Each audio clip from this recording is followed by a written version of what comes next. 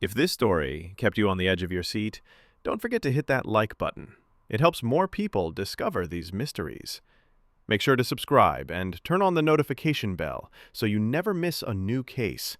I post thrilling, mystery-filled true crime stories every day. And let me know in the comments what you think really happened, or which case you want to see next. Until next time, stay curious and stay safe. Grayson pulled James Holt's current information.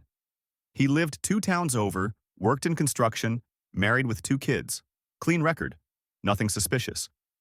But when Grayson called to request an interview, the phone number was disconnected.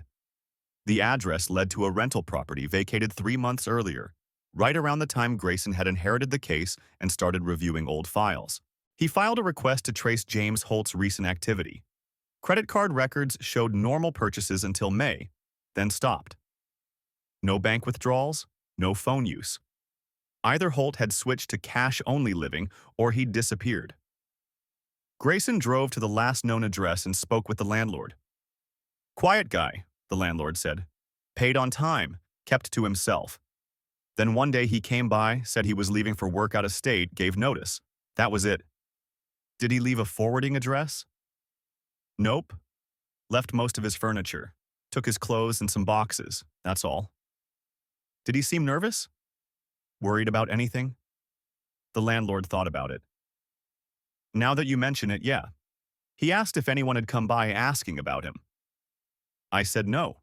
He looked relieved, I guess. Like he'd been expecting trouble." Grayson requested a warrant to search the property. In the crawl space beneath the house, investigators found a cardboard box containing old hiking gear, a rain jacket with the Glacier Valley Volunteer Search logo, and a small digital camera.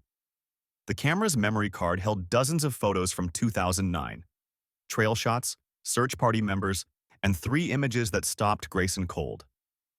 The first showed Lila Archer on the trail, unaware she was being photographed, adjusting her camera strap. The second showed the tunnel entrance at dusk. The third was blurred, dark, but appeared to show the interior of the tunnel, and in the lower corner, just barely visible, a figure lying on the ground. The timestamp on the third photo read, June 14th, 2009, 6:34 p.m., 11 minutes after Lila's final photograph. Grayson sat in the evidence room, piecing it together. James Holt had been in the valley that day, possibly following Lila. He'd been in the tunnel after she'd taken her last photos. Laird had found her dead shortly after, but he'd also seen boot prints that weren't his, James Holt's prints. The question was, had Holt killed her, or had she already been dead when he arrived? And more pressing, where was James Holt now? 2 weeks later, Diane Archer received a package. If this story kept you on the edge of your seat, don't forget to hit that like button. It helps more people discover these mysteries. Make sure to subscribe and turn on the notification bell so you never miss a new case. I post thrilling, mystery-filled true crime stories every day. And let me know in the comments what you think really happened, or which case you want to see next. Until next time, stay curious and stay safe. No return address, postmarked from a town 60 miles north. Inside was a photograph printed on plain paper, the mouth of the mining tunnel, taken in clear daylight. Recent, based on the vegetation. In the lower corner, someone had written in pencil, "I was there. I'm sorry, it was an accident." Diane brought it to Grayson immediately.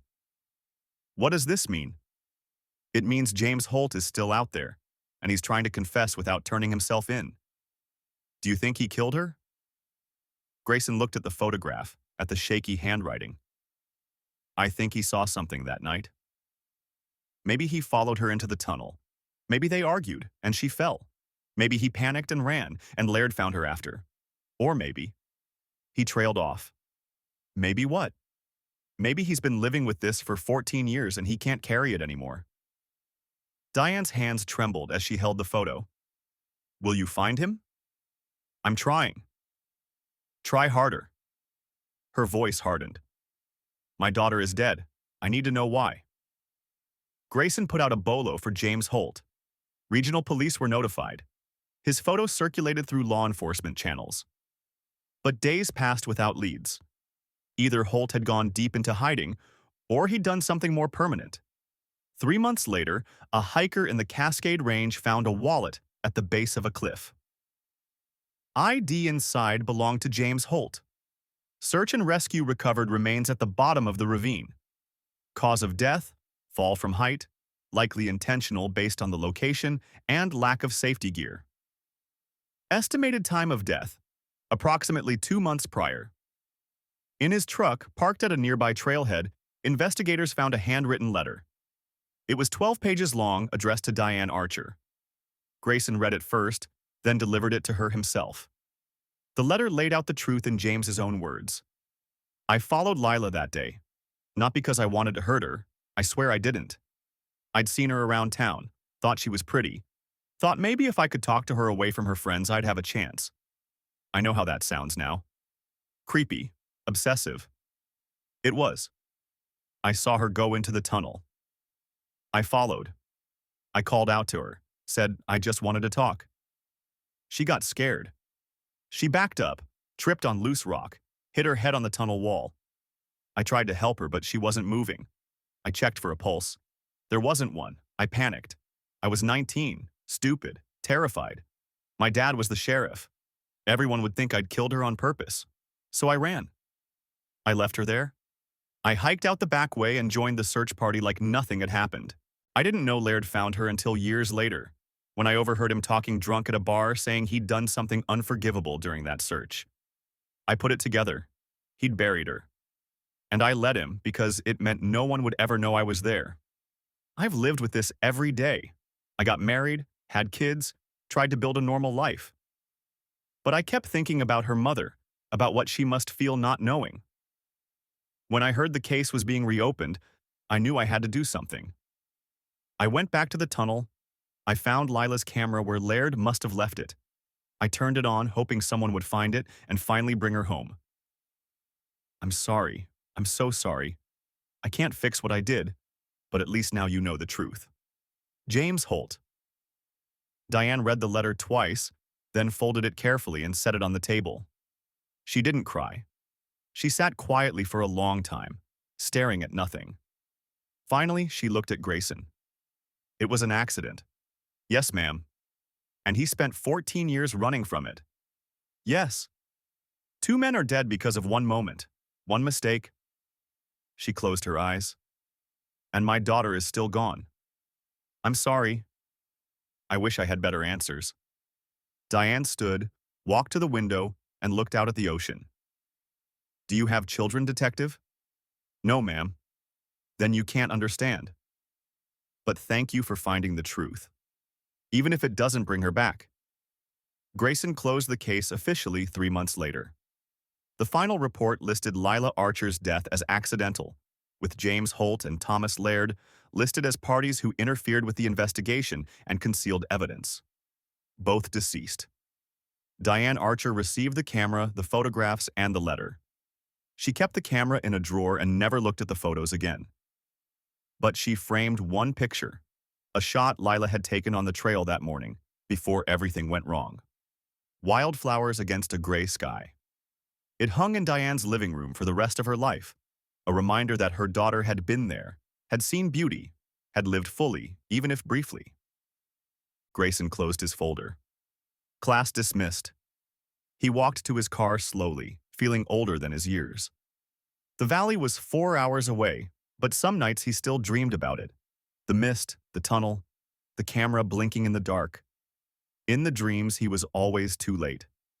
Always arriving just after the moment when everything could have been different. He thought about his cousin Emma sometimes, the one who'd never been found. He thought about all the families waiting for calls that would never come. He thought about the ones who got their answers and wished they hadn't. And he thought about Lila Archer, 17 and alive on a hiking trail, lifting her camera to catch the light through the trees, unaware that in minutes her life would be over and the ripples of that moment would destroy 2 more lives before the truth could surface. Sometimes accidents are just accidents. Sometimes fear makes monsters of ordinary people. And sometimes the only closure you get is knowing that the dead at least can rest. The living have to carry it forward. Grayson drove home as the sun set over the water, and he didn't look back at the mountains. If this story kept you on the edge of your seat, don't forget to hit that like button. It helps more people discover these mysteries. Make sure to subscribe and turn on the notification bell so you never miss a new case. I post thrilling, mystery-filled true crime stories every day. And let me know in the comments what you think really happened, or which case you want to see next. Until next time, stay curious and stay safe.